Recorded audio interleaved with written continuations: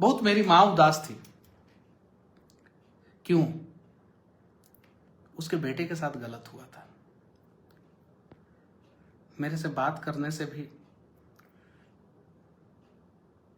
डर रही थी, शर्मा रही थी, पता नहीं क्यों। क्योंकि उसके कहने पे जो है, मैं आपका सिपाही बना था, आप राजा हैं। मैं सेनापति भी नहीं था, एक सिपाही था, अदना सा सिपाही था। जब आपके सिपाही के साथ पीएमसीएच में इस प्रकार की बदतमीजी हुई, आपका फर्ज बनता था। आप तक बात नहीं पहुंची, चलिए ठीक है, सेनापति का फर्ज बनता था। चलिए सेनापति कहीं और व्यस्त थे, जैसे आर्मी में होता है कमांडिंग ऑफिसर, सीओ, वैसे कोई और होगा, उन लोगों का फर्ज बनता था। किसी ने मेरा हालचाल नहीं पूछा, मनीष कैसे हो, यहां पीड़ा हुआ है या यहां पीड़ा हुआ है, नहीं पूछा किसी ने मेरा हालचाल। जब मेरा हालचाल नहीं पूछा जा रहा था, मुझे इस बात का अफसोस नहीं हो रहा था अस्पताल के बेड पे कि मेरे से हालचाल नहीं पूछा जा रहा। मुझे इस बात का अफसोस हो रहा था कि वैसे ही ना जाने कई एक माँ का बेटा जो है अस्पताल के बेड पे पड़ा होगा और उसका हालचाल पूछने कोई नहीं आता होगा। आइए मोदी जी, पूछिए उन माओं के बच्चों का हाल, जिम्मेवारी आपकी है। विक्रमगंज आ रहे हैं, स्वागत है आपका। फूल बरसाएंगे हम लोग आपके ऊपर। मैं मनीष कश्यप वादा करता हूं मोदी जी, अगर आप बिहार के स्वास्थ्य व्यवस्था को सुधार देंगे, मैं चुनाव नहीं लड़ूंगा। लेकिन अगर आप स्वास्थ्य व्यवस्था को सुधार देंगे तो फिर मेरी जरूरत ही नहीं पड़ेगी। अस्पताल, मेडिकल कॉलेज, घोषणाएं, इतना एकड़ में इतने करोड़ का प्रोजेक्ट, इतनी सारी बिल्डिंगें, धरातल पे क्या है? मैं अपने बिहार के लिए जो है आपसे विनती भी नहीं कर सकता, आपसे बिहार के लिए भीख भी नहीं मांग सकता मोदी जी। इतना भी अधिकार नहीं है मेरा क्या? अगर है तो इतना अधिकार मुझे दीजिए मोदी जी, ताकि मैं बिहारियों का दर्द जो है आप तक पहुंचा सकूं और आप बिहार के लिए कुछ कर सके। रिक्वेस्ट कर रहा हूं मैं, और आप लोगों से कहना चाहता हूं, जाइए रैली में जाइए, लेकिन जो नेता लेके जा रहा है ना आपको, उससे पूछिए कि जब मेरे घर पे कोई बीमार होगा तो तुम इलाज कराओगे?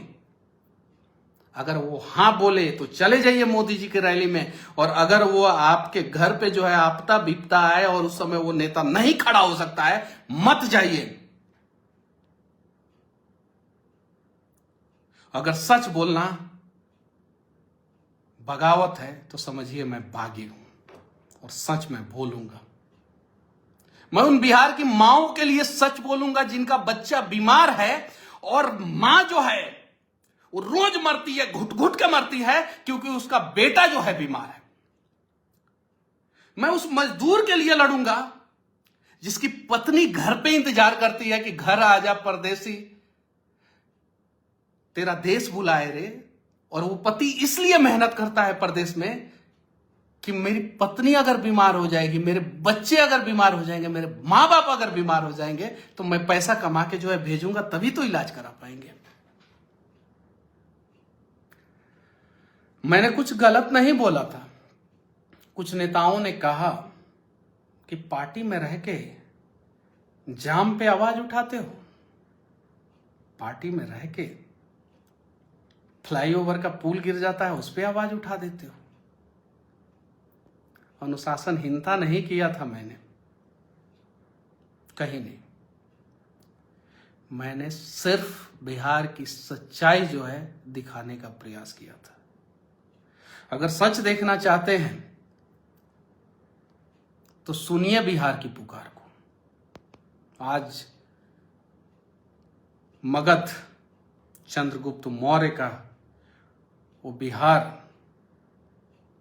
धीरे धीरे जंगल राज 2 बन गया।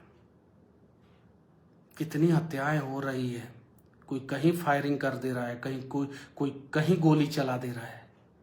क्या हो जा रहा है कोई गारंटी नहीं। मैं गलत डिमांड नहीं कर रहा हूं। अगर आप सबका साथ सबका विकास की बात करते हैं तो किशनगंज में भी वही स्वास्थ्य व्यवस्था होना चाहिए जो अहमदाबाद के गुजरात के अहमदाबाद में। पश्चिमी चंपारण में वही स्वास्थ्य व्यवस्था होना चाहिए जो गुजरात के गांधीनगर में है। पटना का वही स्वास्थ्य व्यवस्था होना चाहिए जो गुजरात में सूरत में जो है व्यवस्था आपने दी है। अगर कर सकते हैं तो बिहार के लोग वोट देंगे, अगर नहीं कर सकते हैं तो इस बार ना।